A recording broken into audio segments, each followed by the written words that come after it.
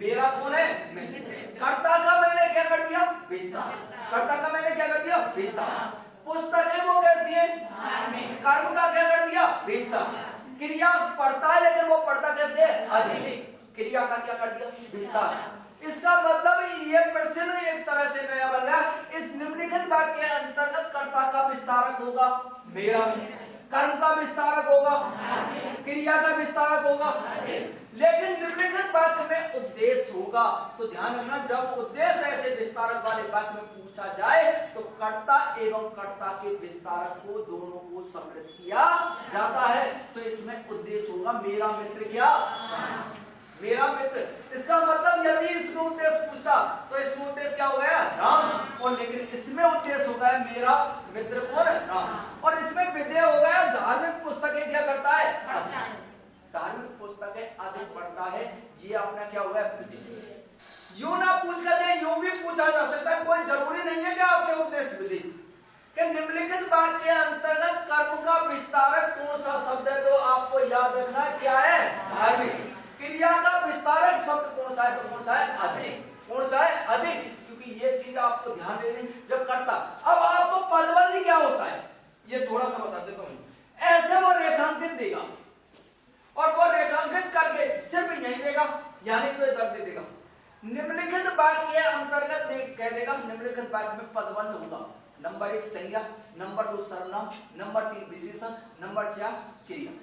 जहां रेखांकित किया हुआ हो और रेखांकित करने का अंतिम बिंदु यदि संज्ञा हो तो संज्ञा पदबंध होगा, यदि सर्वनाम हो तो कौन सा पदबंध? सर्वनाम। विशेषण हो तो कौन सा होगा? विशेषण। और यदि वो रेखांकित बिंदु लास्ट का जो बिंदु जहां से और जहां का लास्ट का बिंदु होता है वो क्रिया होता है तो कौन सा? क्रिया। अब इसका बिंदु क्या है? ये राम। और राम क्या हो गई? संज्ञा। तो बनने वाला पदबंध क्या कराएगा?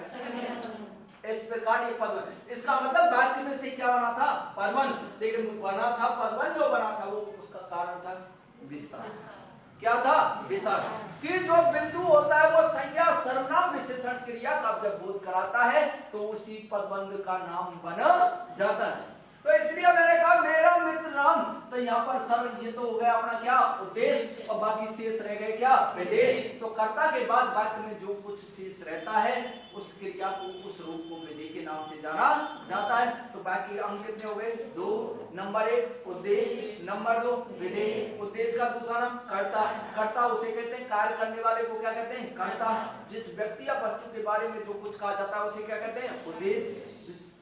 उद्देश्य या कर्ता के बाद जो कुछ शेष रहता है, कर्म, क्रिया, जो भी कुछ शेष रहता है उसे विधेय के रूप में जाना जाता है। इनकी एक नई इकाई होती है विस्तार। क्या होती है? विस्तार। इसका मतलब क्या होता है? कर्ता का विस्तार करने वाले शब्दों को कर्ता विस्तारक कहते हैं, कर्म का विस्तार करने वाले शब्दों को कर्म का विस्तारक कहते हैं, और क्रिया का विस्तार करने वाले शब्दों को क्रिया विस्तारक कहते हैं।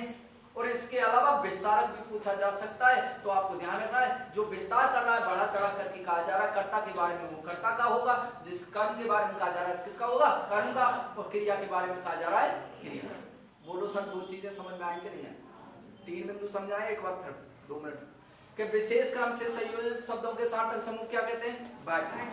शब्दों के सार्थक समूह क्या कहते हैं? वाक्य। वाक्य के 6 तत्व या कितने गुण होते हैं? 6। नंबर 1 सार्थक, नंबर 2 योग्यता, नंबर 3 आकर, नंबर 4 निकटता, नंबर 5 पदक्रम और नंबर 6 अंत। इसके बाद वाक्य कितने अंग होते हैं? 2। उद्देश्य और विधेय। यहां तक लिख लो, बाकी प्रकार आ जाएंगे।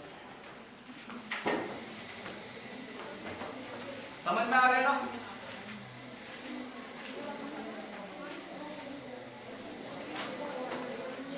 आगे सर बाकी विचार।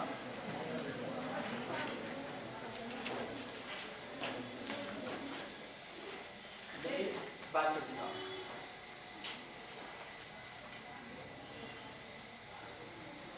चिंता मत करो, सारे टॉपिक करा दूंगा, पर पता नहीं है कैसे कैसे कराऊंगा।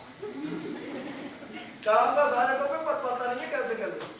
कभी कुछ यूनिट नंबर 2 भी आ सकती है बीच कुछ सारे, जिससे तुमको भी आवाज नहीं हो तुमने क्यों अब तक पढ़ा हुआ है। ऐसे संज्ञा, संज्ञा के बाद सर्वनाम, सर्वनाम के बाद विशेषण।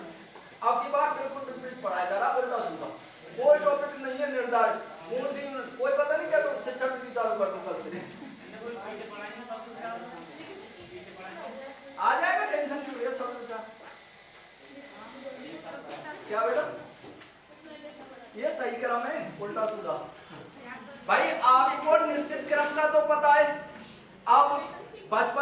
निश्चित क्रम ही तो पढ़ते हुए आ रहे हो, और आगे के जो टॉपिक होते हैं वो तो वैसे ही सरल होते हैं, क्योंकि कोई किताब के 5 पन्ने कैसे होते हैं याद, और कोई किताब के पीछे के 5 पन्ने पता ही नहीं, तो अपन जो पीछे के याद कराने आगे के तो मिल याद है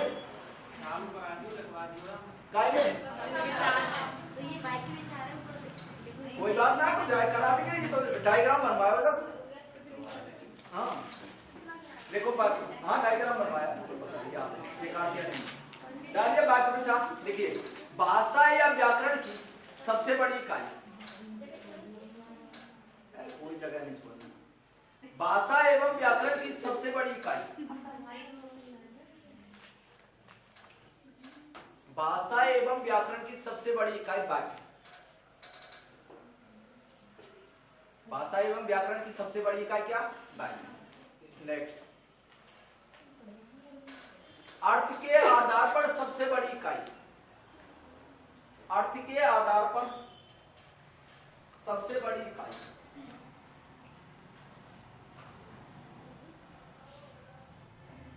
अर्थ के आधार पर सबसे बड़ी इकाई वाक्य,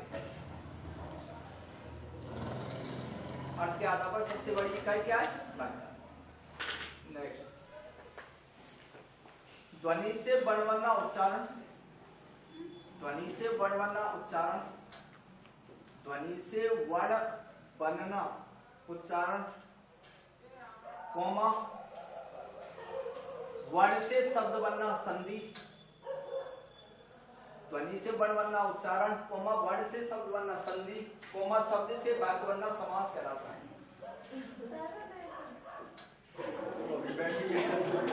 ध्वनि से वर्ण बनना उच्चारण, कोमा वर्ण से शब्द बनना संधि, वर्ण से शब्द बनना क्या, संधि, कोमा शब्द से वाक्य बनना समास कहलाता है,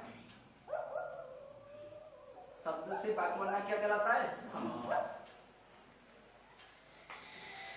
समास कहलाता है। नेक्स्ट लीजिए परिभाषा, परिभाषा, परिभाषा में लिखिए विशेष क्रम से संयोजित, विशेष क्रम से संयोजित शब्दों के, विशेष क्रम से संयोजित शब्दों के सार्थक समूह को वाक्य कहते हैं, विशेष क्रम से संयोजित शब्दों के सार्थक समूह को वाक्य कहते हैं,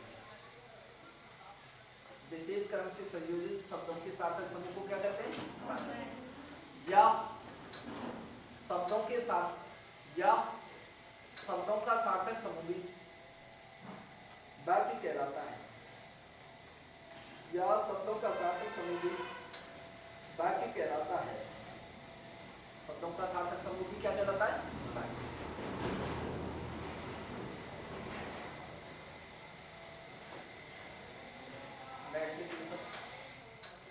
वाक्य के 6 तत्व या गुण होते हैं, वाक्य के 6 तत्व और गुण, तत्वों को क्या कहते हैं, गुण होते हैं, वाक्य 6 तत्व या गुण होते हैं। नंबर 1 सार्थकता, नंबर 1 सार्थकता, सार्थकता में देखो थोड़ा बहुत सार्थक शब्दों का प्रयोग करना चाहिए। नंबर 1 सार्थकता, सार्थक शब्दों का प्रयोग करना चाहिए।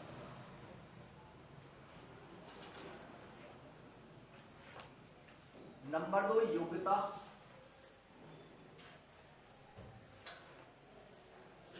नंबर 2 योग्यता,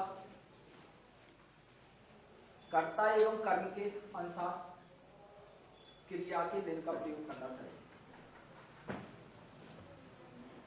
कर्ता एवं कर्म के अनुसार क्रिया के लिंग का प्रयोग करना चाहिए, कर्ता एवं कर्म के अनुसार क्रिया के लिंग का प्रयोग करना चाहिए। भाई लिंग का प्रयोग जैसे मैंने अभी उदाहरण दिया, राम ने चाय खाई, तो चाय थोड़ी खाई जाती है, क्या की जाती है? नंबर 3 सार्थक युक्त अर्थ नंबर 3 निकटता।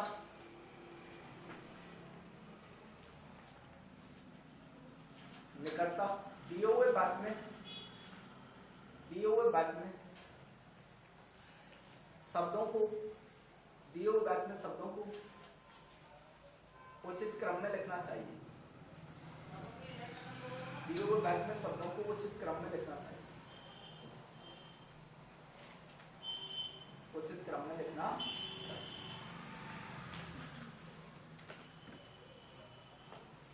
दिए हुए वाक्य में शब्दों को उचित क्रम में लिखना चाहिए।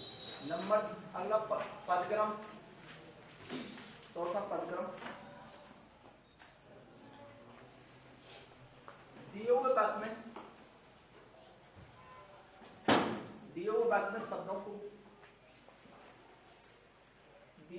शब्दों को क्रम में लिखना चाहिए। दिए हुए वाक्य में शब्दों को क्रम में लिखना चाहिए।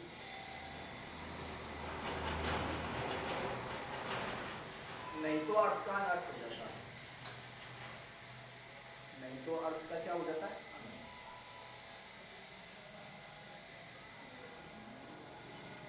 दिए हुए वाक्य में शब्दों को क्रम में लिखना चाहिए, नहीं तो अर्थ का क्या हो जाता है?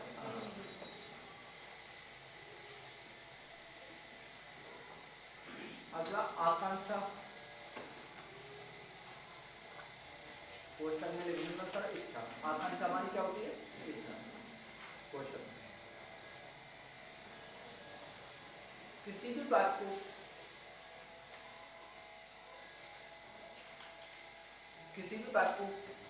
अपनी इच्छा के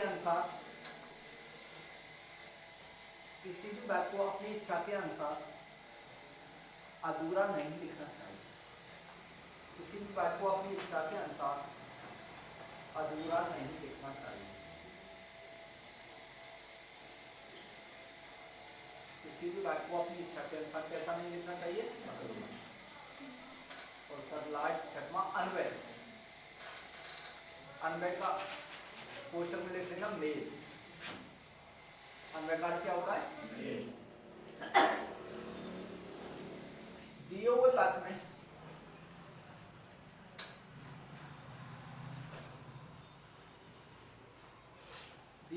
कर्ता एक से अधिक हो।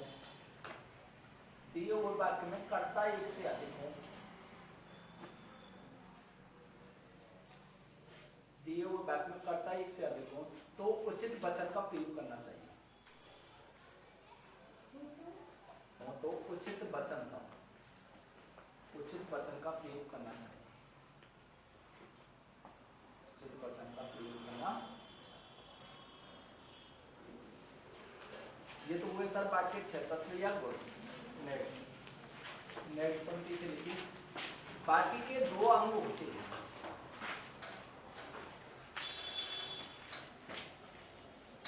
बाकी के 2 अंग होते हैं। बाकी के कितने अंग होते हैं? नंबर 1 उद्देश्य और नंबर 2 विधि।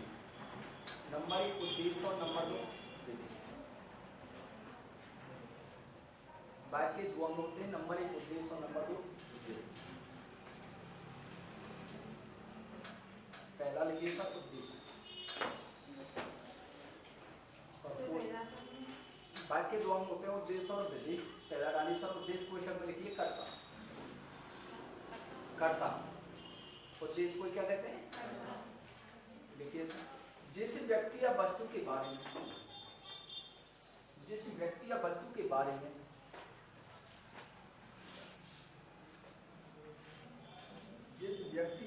बारे में जो कुछ कहा जाता है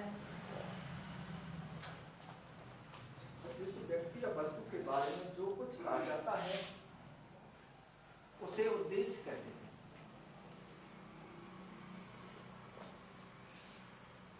जिस व्यक्ति या वस्तु के बारे में जो कुछ कहा जाता है उसे उद्देश्य कहते हैं। जैसे अध्यापक छात्रों को पढ़ाता है। अध्यापक छात्रों को पढ़ाता है।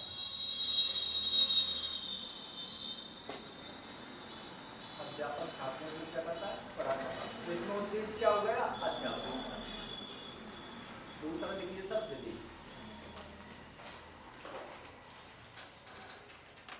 दूसरा विधि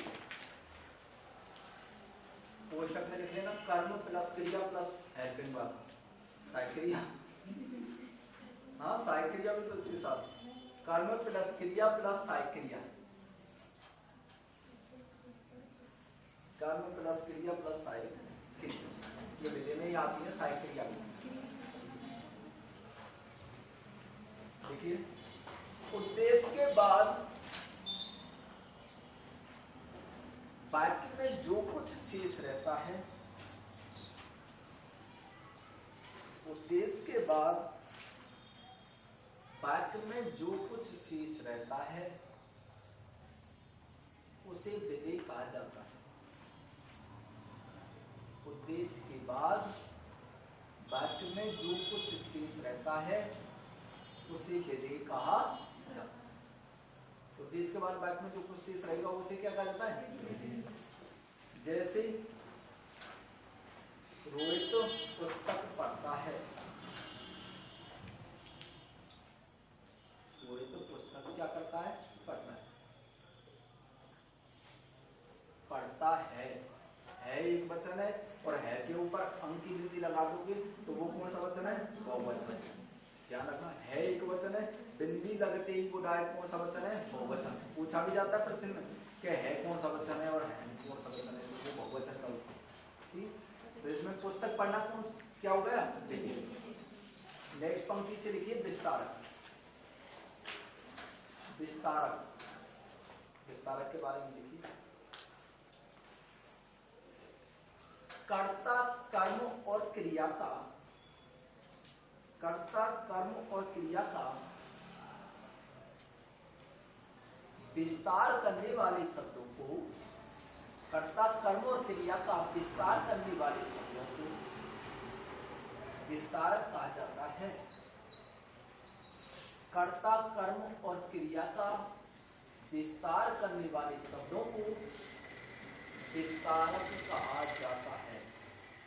कर्ता का, कर्म का, क्रिया का क्या करने वाले, विस्तार करने वाले शब्दों को क्या नाम दिया गया, विस्तारक। और ये आपको पता ही है जब विस्तारक होगा तो एक शब्द इकाई बन जाती है पदवन। क्या बन जाती है, पदवन। क्योंकि जब संज्ञा का विस्तार करेंगे तो संज्ञा पदवन, जब सर्वनाम का विस्तार करेंगे तो क्या बन जाएगा, सर्वनाम। ठीक है, तो वो नंबर 1 डालो, कर्ता विस्तार।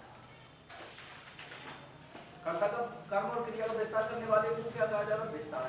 अब नंबर 1 लिखो, कर्ता विस्तार, कर्ता विस्तार। जो मुझे पता है यहाँ तक तो याद रहता है, घर जाने के बाद छूट जाता है, रोटियों के नीचे चल जाएगा, खाना खाओगे सो जाओगे जब जाएगा, तो इसलिए और फिर देख लोगे तो आ जाएगा वो फंक्शन। कर्ता विस्तार में कर्ता का विस्तार करने वाले शब्दों को,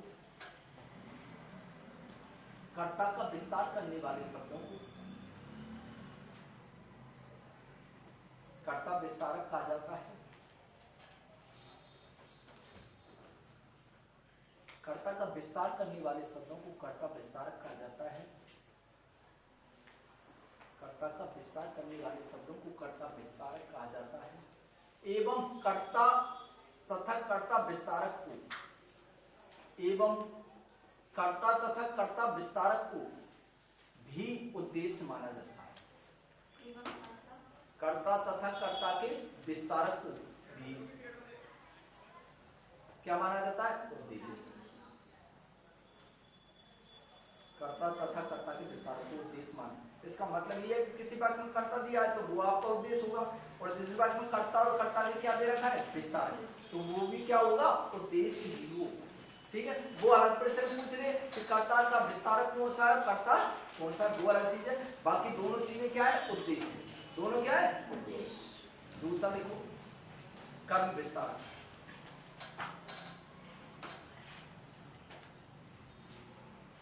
दूसरा कर्म, दूसरा कर्म विस्तार। देखिए सर, कर्म का विस्तार करने वाले शब्दों को,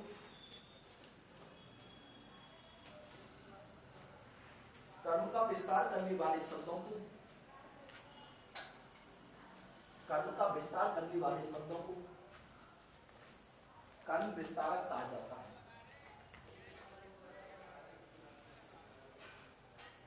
कर्म का विस्तार करने वाले शब्दों को कर्म विस्तारक कहा जाता है।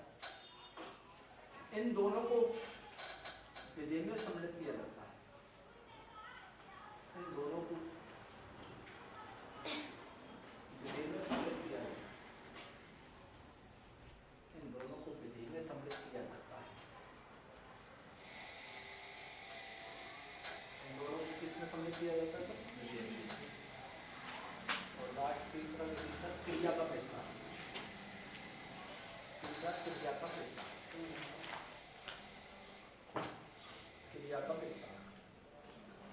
क्रिया का विस्तार में क्रिया का विस्तार करने वाले शब्दों को क्रिया का विस्तार करने वाले शब्दों को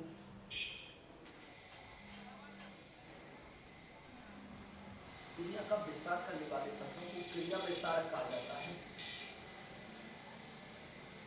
क्रिया का विस्तार करने वाले शब्दों को क्रिया विस्तारक कहा जाता है। इन्हें भी विधि में सम्मिलित किया जाता है।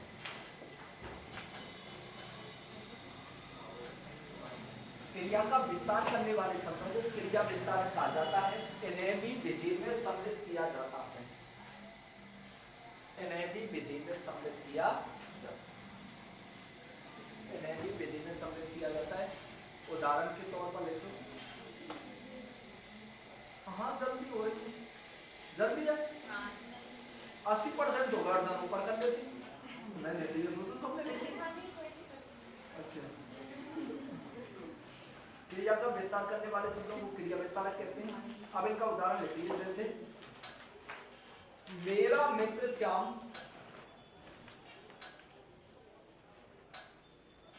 मेरा मित्र श्याम धार्मिक पुस्तकें अधिक पढ़ता है। मेरा मित्र श्याम धार्मिक पुस्तकें अधिक पढ़ता है। मेरा मित्र श्याम धार्मिक पुस्तकें अधिक पढ़ता है। अब ये उदाहरण लिखा है तो इसके नीचे आपको क्या लिखना है?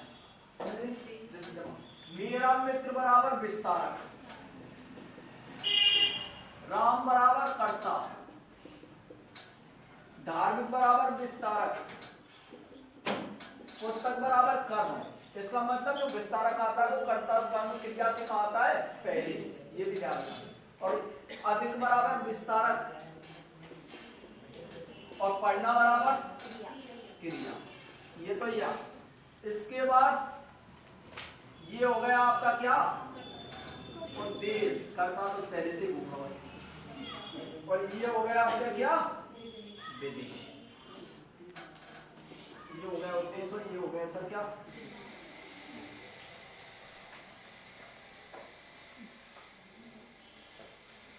ये उद्देश्य हो गया आपका और क्या हो गया? विस्तारक कर्ता, विस्तारक कर्म, विस्तारक क्रिया। जो उद्देश्य है वो किस श्रेणी में? विधि। बाकी कल कराएंगे जो भी, ठीक है।